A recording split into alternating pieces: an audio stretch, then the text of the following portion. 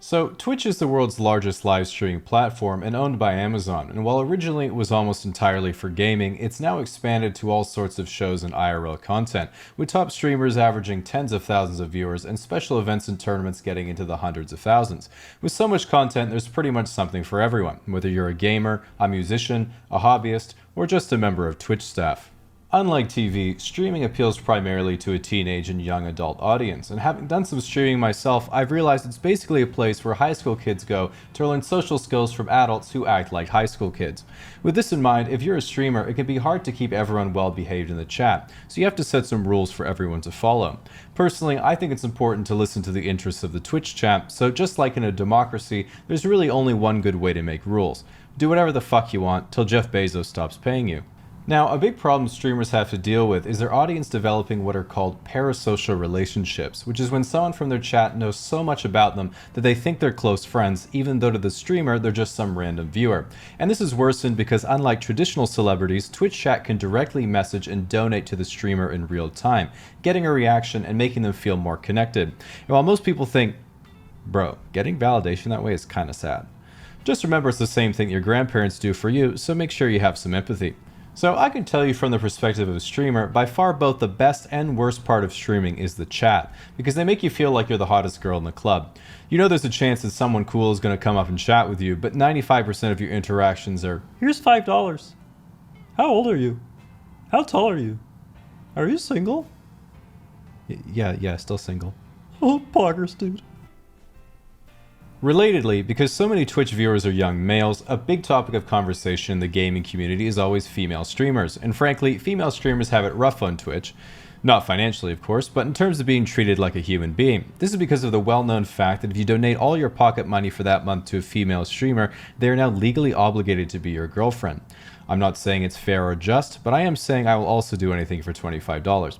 Nevertheless, regardless of whether someone is a pro gamer or you just have a crush on them, at the end of the day, streaming is all about entertainment, and you can watch and support whoever you want. But at least be honest with yourself about it. I've seen people be like, "Oh, yeah, she does like yoga at the beach, and I've donated because she obviously can't afford a proper outfit, and I've been trying to learn yoga myself, you know." Yeah, okay, buddy, and I'm a tier 3 sub to Hassan for his political views.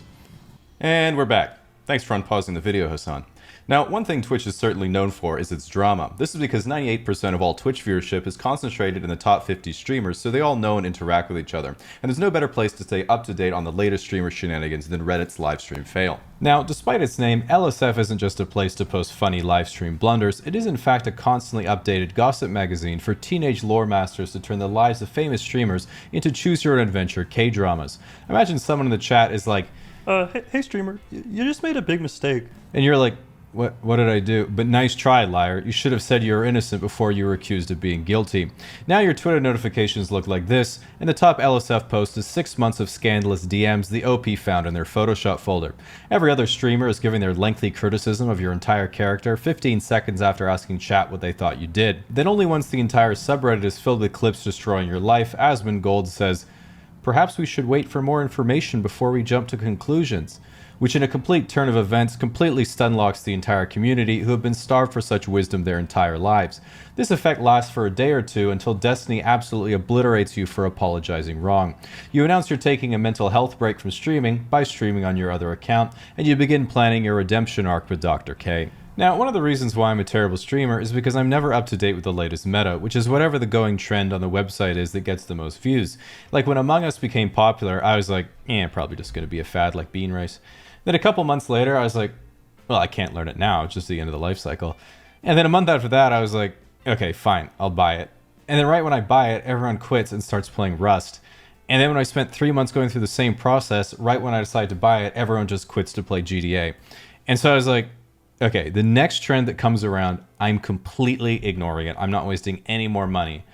So of course, what was the next trend I missed out on? Fucking GameStop. Then right when I'm ordering my inflatables for the hot tub meta, guess what the new trend is now? Leaving Twitch to stream on YouTube. It was right in front of me the whole time. But now the tables have turned. Once everyone's a YouTuber, guess who's going to have all the power to decide the meta then? That's right, ExpressVPN, the VPN that allows you to reroute your connection to over 90 countries throughout the world in a single click. And if you're like me and don't want people hacking into or accessing your Twitter DMs, Not because there's anything scandalous in there, but because you wish there was. ExpressVPN allows you to funnel your data through an encrypted connection so that no one's able to access your email, password, or any of your juicy data for all your online accounts, which can be much more vulnerable on an unencrypted connection. So I like to use this when I'm in a cafe or on public Wi-Fi. Personally, I've had ExpressVPN long enough. I've tried it for just about everything, and my favorite use case is still accessing location-specific content I otherwise wouldn't have been able to watch, like rerouting my connection to the UK to watch South Park on Netflix, or you can also switch to the US to watch Saturday Night Live on YouTube. I also like using it to keep anything out of my history that I don't want anyone to see, a critical mistake of many streamers.